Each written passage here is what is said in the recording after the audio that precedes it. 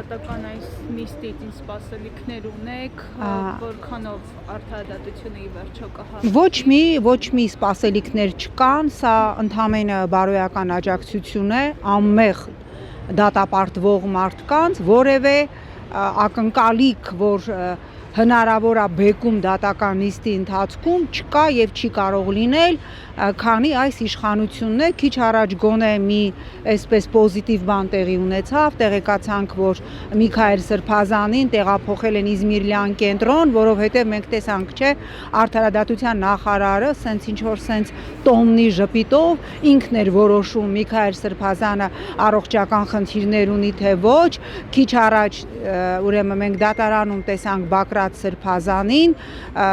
ծայրահեղ նիհարած եւ մենք բոլորս գիտենք, որ Բակրատ Սրբազանը շաքարի լրջագույն խնդիր ունի եւ ես պնդում եմ ծանոթ լինելով միջազգային բոլոր կոնվենցիաներին, այն հիվանդությունները, որոնք ունեն մասնավորապես 4 կալանավորված սրբազաններից երկուսը Միքայել եւ Բակրատ Սրբազանը, մեր օրենսդրությամբ եւ միջազգային կոնվենցիաներով դրանք անհամատեղելի են կալանքը որպես խափանման միջոց ընտրելու հետ, բայց քանի որ մենք ունենք իշխանություն, որը թքած ունի իր իսկ ստորագրած միջազգային պարտավորությունների վրա, իր իսկ ընդունած օրենքների վրա, մենք տեսնում ենք ահա այսպես լրջագույն առողջական խնդիրներ ունեցող մարդիկ կալանքի սանկցիայի տակ, ել չեմ խոսում այդ ամբողջ անհեթեթագույն մեղադրանքը, որը կարվել է բոլորին քիչ առաջ զրուցում էինք Արա Ռոստոմյանի հետ եւ մանրամասնեց թե կոնկրետ ինքը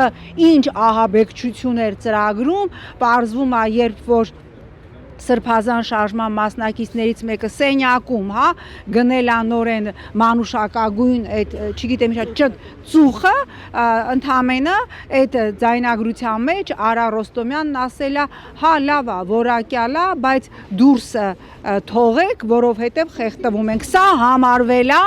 ահաբեկչություն նախապատրաստելու գործիքակազմ եւ այդ հոդվածով իշխանազավթման ահաբեկչություն նախապատրաստելու յուրաքանչյուրը կալանքի տակ է, չմոռանանք Բակրատ Սրբազանի միկրոալիքային վառարանը, կոշիկի մեխերը եւ պոլիփայտը, սրանք բոլորը այս իշխանության օրոք համարվել են ահաբեկչության իրականացման արսենալներ, գործիքներ։ Տիկին Զոհրաբյան Փաշինյանը ամեն կիրակի իր շրջիկումով այսպես ոչմ գնում է պատարակների, նախորդ կիրակի էլ Գյումրիում 7 վերքում էր մասնակցում պատարակի, մենք տեսանք, որ Շիրակի թեմի քահանաները բոյկոտեցին եւ իր արչեւ իր թելադրած կանոններով պատարակ չմատուցեցին։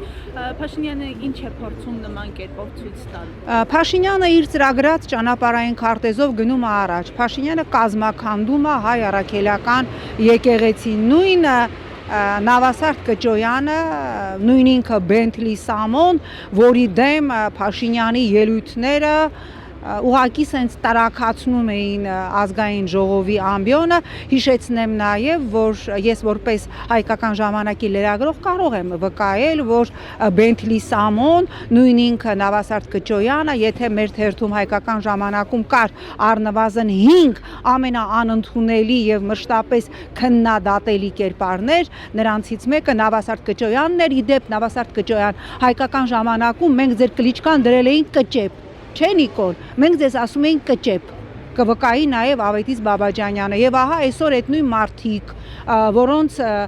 Նիկոլ Փաշինյանը մեղադրում էր տարբեր երկրներում սիրուհիներ ունենալու մեջ, մեղադրում էր, ես չգիտեմ,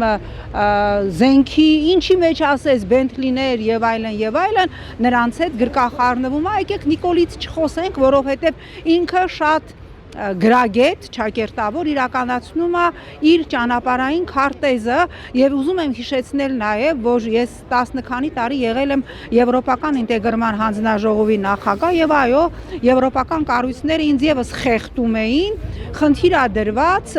ուղղակիորեն հայ առաքելական եկեղեցու կարգավիճակը հավասարեցնել, ասենք, ինչ օրինակ ինցեստ քարոզող որևէ կրոնական սեկտայի հետ եւ այո երբ որ ադրբեջանական տանդեմի պահանջով փոխվի Հայաստանի սահմանադրությունը եւ այնտեղից հանվի անկախության հռչակագիրը վստահեցնում եմ ձեզ որ եւս երկու դրույթ Եվրոպական միության պահանջով հանվելու է սահմանադրությունից։ Դա հայ առաքելական եկեղեցու բացառիկ կարգավիճակի մասին դրույթն է, որպեսզի հայ առաքելական եկեղեցին ունենա Հայաստանում գրանցված ցանկացած կրոնական կազմակերպության հավասար կարգավիճակ, եւ երկրորդ դրույթը, որ հանվելու է սահմանադրությունից, դա ձևակերպումն է, որ ամուսնությունը դա կնոջ եւ տղամարդու միջև միավորումն է։ Հիմա եկեք չքննարկենք Նիկոլին, ինքը իր ծրագիրը տանում է առաջ, եկեք քննարկենք ինչ անում Հակա Նիկոլ Ճամբարը այս աղետը կասեցնելու համար։ Ցավոք սրտի, բացի ապագա խորհրդարանում մի քանի մանդատ պրճոկելուց, ես այլ օրակարգ դեռևս չեմ տեսնում։ Հուսանք իմ տեսողության հետ խնդիր կա եւ վաղը կամ մյուս օրը այդ օրակարգը մենք կտեսնենք։ Տիկին Զոհրաբյան, չնայած քաղաքական գործիչները, քաղաքացիները պնդում են, որ Հայաստանում կան արդեն մի քանի քաղբանտարկյալներ, Արդարադատության նախարարը ասում է, որ մենք քաղբանտարկյալներ չունենք։ Արդարադատության նախարարը ստում է, որովհետև նույն Եվրոպական ժողովրդական կուսակցությունը, Եվրոպայի ամենամեծ վերազգային կուսակցությունը արձանագրել է, որ Հայաստանում կան քաղաքական բանտարկյալներ, նույնիսկ Նիկոլին սատարող միջազգային կառույցները արձանագրել են, որ Հայաստանում դատական համակարգը կախյալ է, արձանագրել են, որ քաղաքական իշխանությունը ուղղակի ազդեցություն ունի դատական համակարգի վրա, բայց նորից եմ կրկնում, քանի որ այս իշխանությունը ամենակատարյալ գործիքն է արտաքին խաղացողների ձեռքին աշխարհաքաղաքական իրենց խնդիրները լուծելու համար,